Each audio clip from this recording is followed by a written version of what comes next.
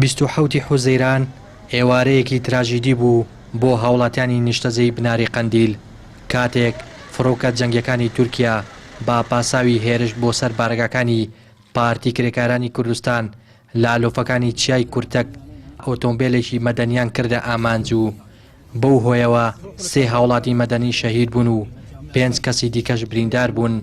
سەرجەمی قوربانیەکانیش سڤیل و ئەندامی یەک خێزان بوون. هێرش وەک ئەندامێکی خانەوادەی قوربانیەکان چیرۆکی ڕووداوەکە بۆ پەیام دەگەڕێتەوە و دەڵێت باوکی فەرمانبەری فەرمانگەی ئاوی چوارقوڕنە بوو. ئەو ئێوارەیە بۆ سەردان لەگەڵ خانەوادەکەی چووەتە بناری قەندیل.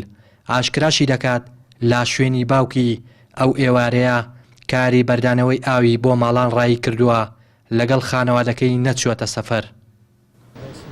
من نەچووم لەگەڵیان لەبەرەوەی باوکم فەرمانبەرە ئیتر میراوە لێرە. من خۆم بیرەکەم بۆ کردوتم ئێوە بچن جێ وەرگرن خۆم بیرەکە دەکەم. تر بەتەنها نیوەڕۆ ئێوارە و هەمووی هەر بەتەنها لە ماڵەوە بووم هاتم بۆ بیرەکە و بەس لە وتم با جێ وەرگری بۆ خۆیان باوکم و مناڵەکان خۆشە بەیەکەوە لەگەنەوەکانی بەزیتر خوای گەورە قەدەر الله ما شاء فعل. هیچ کەس پەیوەندی پێوە نەکردوین تا ئێستا هیچ لە هیچ لایەکەوە هیچ کەس موقیفی نەبووە غیری ئەوانەی کە لێرە ئایان بینیت و ئامادە بوون ئەوانەی کە پێشتر تەرمەکان لێناوەتەوە خوای گەورە پاداشتیان داتەوە عەزیەتیان کێشا جەزاک الله. بوونە ڕۆژی کەلپاز بوون زاوانەکەم زاوام دوو سەر سەختی ئێستا جڵدەی لێدا.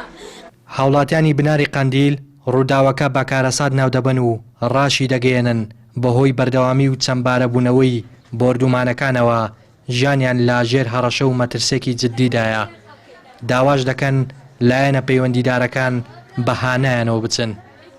والله براگیانەکەم محەدل وەکی دەسەنگەرە دابی ئیوایە محەدل ئاور و ئاسن بەسەرەمە دادێن محەدلی خوای گەورە ئەمە نەخەون هەیە نەخواردن هەیە. کە زۆر خەڵکی ئەمە نیگەران کردووە بە تایبەتی بناری قەندیل بردومانی فڕۆکەکانی تورکیا کە زۆر ینی نەک بڵێم ناوە بەناوە بە بەردەوام بردومانی ناوچەکە دەکەن. ئەو جارە بڵێم خەڵکانێکی زۆر لەو ناوچەیەدا ژیانیان دەگوزارێنن خەڵکانێکن کە با بڵێن لەوێ خەریکی کاری کشت و کاڵینە و خەڵکانێکی لێ ئاژەڵدارن لەو ناوچەیە کە ساڵانە خەڵکێکی زۆر ڕوو لە ناوچەکە دەکات و داواکانی کە حکومەتی عێراق و حکومەتی هەرێم بێتە سەرخەت بەرامبەر ئەو ڕووداوانەی کە ساڵانە و ڕۆژانە دووبارە دەبێتەوە. چالاکێکی مەدەنیش باز لەوە دەکات هەردوو حکومەتی هەرێم و حکومەتی عێراق بێباکن لە ئاست ئەو کۆمەڵکوژیانەی فڕۆکە جەنگیەکانی تورکیا لە بناری قەندیل ئەنجامی دەدات. هۆکاری بێباکی و بێهەڵوێستی هەردوو حکومەتیش بۆ بەرژەوەندی تایبەتی و شەخصەکان دەگێڕێتەوە و دەژڵێت زەرەرمەندی یەکەم لەو ڕووداوانە تەنیا هاوڵاتیانی مەدەنین. هۆکاری بێدەنجی هەم حکوومەتی ناوەند یان نەبوونی هەڵوێستێکی ڕسمی حکومی کە هێزێکی بیانی هێرشی سەربازی بکاتە سەر خاکەکەی وەک ئەوەی ئەو خاک و خەڵکە سەر بەو دەوڵەتە نەبن سەر بەو سنوورە نەبن هیچ دەنگێکیان لێنایە پەیوەندی بەو بەرژەوەندیە ئابووری و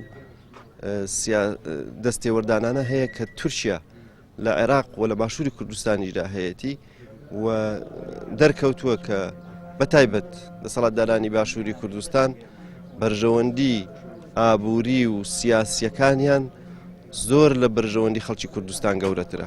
هاوڵاتیانی بناری قەندیل هێشتا کۆمەڵکوژەکەی ساڵی 2011 ڕێگای کورتەکیان بیر نەچوو بوویەوە کاتیایدا 7 ئەندامی خێزانێک لە لۆفەکانی چیای کورتەک با بردومانی فڕۆکە جەنگیەکانی تورکیا شەهید بوون. جارێکی دیکە و لە کۆمەڵکوژەکی نوێدا هاوڵاتیانی سنوورەکە با شەهید و برینداربوونی 8 ئەندامی خێزانێک لە هەمان شوێن و لەلایەن فڕۆکە تورکیەکانەوە برینەکەیان نوێ کرایەوە و وەک هەمیشە حکومەتی عێراق و حکومەتی هەرێمی کوردستان لە دوورەوە بینەری کارەساتەکان و بێهەڵوێستی هەڵدەبژێرن. ڕێنە زەرسەلان کەناڵی ئاسمانی پەیام دەڤەری ڕاپەڕین.